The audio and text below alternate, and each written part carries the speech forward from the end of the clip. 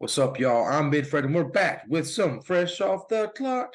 Um, so I know why you're all here. Before we get this party started, we do have a very important message from our sponsor. Big shout out to Culture Grill and Cantina, now in Bluefield, Virginia, located at 504 Commerce Drive, Bluefield, Virginia.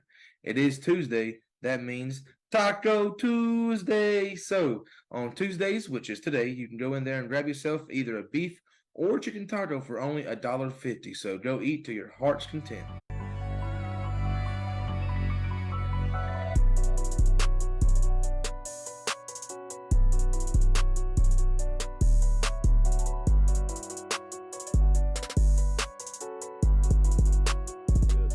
What is up, everybody? It's your boy Bifford, and we are back with some fresh off the clock. And this week, man, as we start our tour of Southern West Virginia, we kick it off down there in Wyoming County, man. The head coach of your West Side Renegades, Coach Justin Kogar. Appreciate you, Coach, man. Sir, thanks for having me. Oh, always, man, always. For all of my Mount View people, I know y'all see the hat and the helmet back there. This man, dude, Justin, your name travels for years, for real. I'm talking that, just dude. You were quite the guy when you were in high school. I'll be honest with you. We heard your name all week, and for years on, it traveled, and still to this day.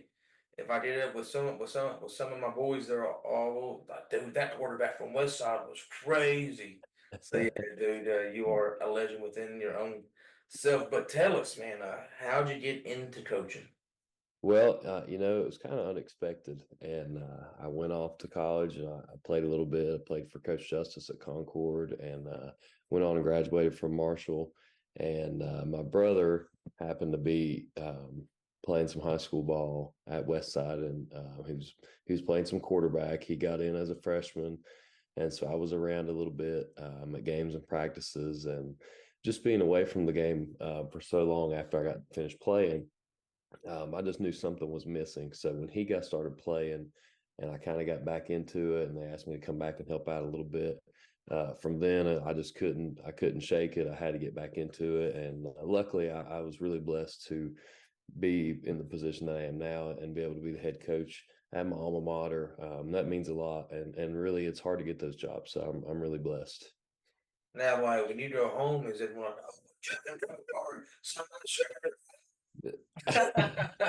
Man, it's nice because there's good and bad that comes with it. Being from a small town, it's such a tight knit community, and we've got great support. And so that part, I think people trust me. They trusted me from the beginning because they knew me as a player and as a person coming up. So that allowed us to kind of get a jump start on our program, and I think that's why we're in a position this year so soon to be successful because of the support that we've had. Yes, sir. And I mean, dude, Wyoming County loves their sports. Oh, no doubt. That's just what it is, dude. In football, now, obviously, I know basketball is like Bloods and Crips for real. How deep is that Wyoming East rivalry when it comes to football? Well, it's a strong rivalry in football too. And we play week one Mhm. every year, and it's always a packed house regardless of what's expected. Probably not as intense as the basketball games, but when both teams are competitive, I think the football rivalry is right up there, and both teams want to win. The communities are close together, and when it comes down to it, when we play each other, both teams really, really want that win. So it's a big game. Well, and I'm assuming with being at some of the smaller schools, you have some of the same kids playing some of the same kids, so you know 100% there. Now obviously we're heading into the season. How has the off season been? Whether it's been your boys in the weight room or getting some routes out, just overall, you Yeah, I as think we've had a really good off season, and it started in the weight room as soon as our season ended in November. We didn't make the playoffs, so the week after our last regular season game, the guys were ready to get in the weight room. So from the middle of November until now, we've had guys in the weight room. We went a little bit different route in the spring this year, and we did some traditional spring ball like you'd see at a college, where we started in April with some practices and flex days into the summer, where we did multiple 7-on-7s, and we were actually really successful in that this year because we got almost all of our skill guys back from last year, our quarterback and all of our receivers. So 7-on-7 with a team that's we're a pass heavy team. You know, it kind of plays into our favor. But just seeing how competitive the guys were this summer. I know 7-on-7 doesn't translate to real football wins and losses, but the guys were super competitive, and we were able to go out and win. And just that confidence that comes from that is huge for me. And that's the one thing that I can take from those competitions. Hey, competition's competition. Ball's That's right. ball. Go out there and play it. Yes, sir. Yes, sir. Now, I'm gonna just go ahead and jump straight to it. You have a stud at quarterback coming back this year in Caden Vance. I'm gonna do a little shameless plug real quick. Positional videos are coming soon, and you'll be seeing that young man's tape real soon on Fresh Off the Clock. But what's it been like just getting to grow with him and learn with him? You're going into year 3, correct? Yes. So this has been your boy since day one, right? What's it been like growing with him? Well, you know, we've got a good relationship, and like you said, his day one as a starting quarterback was my day one as a head coach. So we've kind of learned along the way together. We've built the offense the way that I think fits our personnel, and I've tried to do things to put him in good situations as the years have went on. And I think, you know, the more I've learned about him as a person and as a player, has helped me, and not just him, but with all the guys. You know, the more we build that relationship. But obviously, having a quarterback that's going to be a senior, that'll be his third year as a starter, that's an advantage anytime you have that, because and a lot of times you're not lucky enough to have a guy that's kind of worked his way through the system, and you know, we've took our lumps along the way, but I think it's going to pay off this year. Yes, sir. Now you took over a team that just went 1-8. You improved by 2 wins. You went 3-7. You improved by 2 wins again at 5-5 last year. So, I guess what preparations are you as a coaching staff, right, doing to make sure that you keep on that same consistent climb? Right. So we're trying to keep the pressure on, and not get complacent with anything. You know, as coaches and as players, we make sure that we're continuously working, setting new goals, and trying to get there. And obviously, our guys are super hungry to get back to the playoffs. So Westside hasn't been to the playoffs in football since 2015. So it's been a while, and these guys were there as kids watching those games, and now they want to get that feeling as players, and I think that they have a lot of belief. They're determined. They've worked pretty hard for it. And us as coaches, I was talking to somebody today, actually. I think the pressure now, for me, I'm probably more stressed about this season than I was year one, because the expectation is higher. And you know, I've been a lot of places this spring and summer, and I talked to a lot of people, and everybody says the same things. Well, you guys should be pretty good this year. And so, you know, there's an expectation that we have to live up to now. So it's just a matter of making sure that we set a standard and live up to it every day, everything that we do. Yes, sir. Yes, sir. Hey, dude, I got little chill bumps going on. Wait for it. What, man? What? Y'all play Mount View this year, right? Yeah, we do. Hey, I might have to. I'm in Charlotte now. I might slide up to those Yeah, games, there you man, go. for real. Come But on down. now we obviously did bring up Caden, who was, I guess, the captain there. That's the man leading the helm. Who are some of the other kids that we can kind of expect to hear their names called on Friday nights? Man, this gets hard because I hate to miss anybody. We have so many guys back that have played, have a lot of experience. I'm just going to try to hit on a few high notes, so it'll take forever.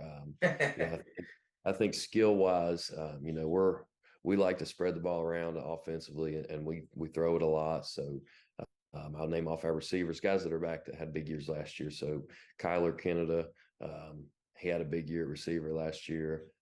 Colton Lester also plays in the slot, and he plays some in the backfield, kind of like a Debo Samuel type player.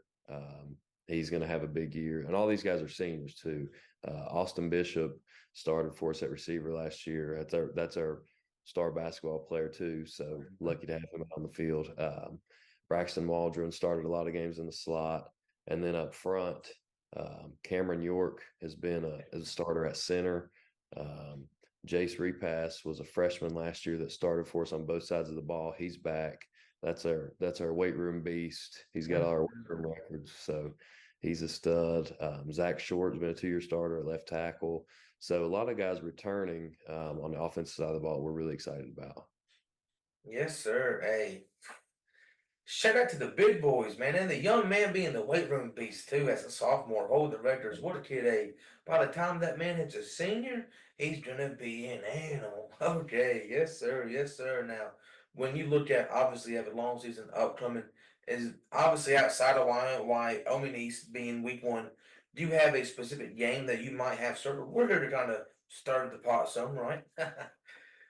Well, that's something else that we've tried to focus on is I think in the past we've had that issue of circling games and thinking about certain teams or overlooking opponents going and looking at someone else. So we're trying to really, really focus on taking it one week at a time. I know that sounds cliche and that doesn't Hey, dude, fit what you're wanting works to hear, works. Hmm. but I think it's big for who we have and who we are is that we really, really we don't overlook anybody and that we focus on taking it one week at a time. If we want to get to where we want to be, and that's to be a playoff team, we got to try to win every game. So we can't overlook anybody and you only get 10 opportunities, so you can't let one slip. Hey, every game circle, all 10 of them. Think. Right, all of them.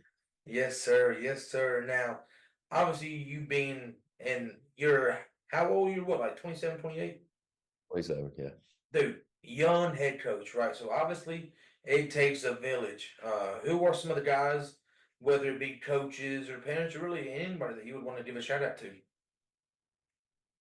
Man, I'm blessed. We have a really good coaching staff. And when I first got the job, the one thing that I set out on was I don't care if my assistant coaches are football gurus or not. The main thing I look for was to hire good people. And I was able to do that. And I have great guys that are assistants. So last year, I was lucky enough, my dad, who's been coaching football since the 90s, came back and he's our defensive coordinator. So lucky to get to do it with my dad. He coached me, and now we get to coach together. So that's super cool. Um, Darren Thomas, he's our athletic director. I played for him for 2 years in high school.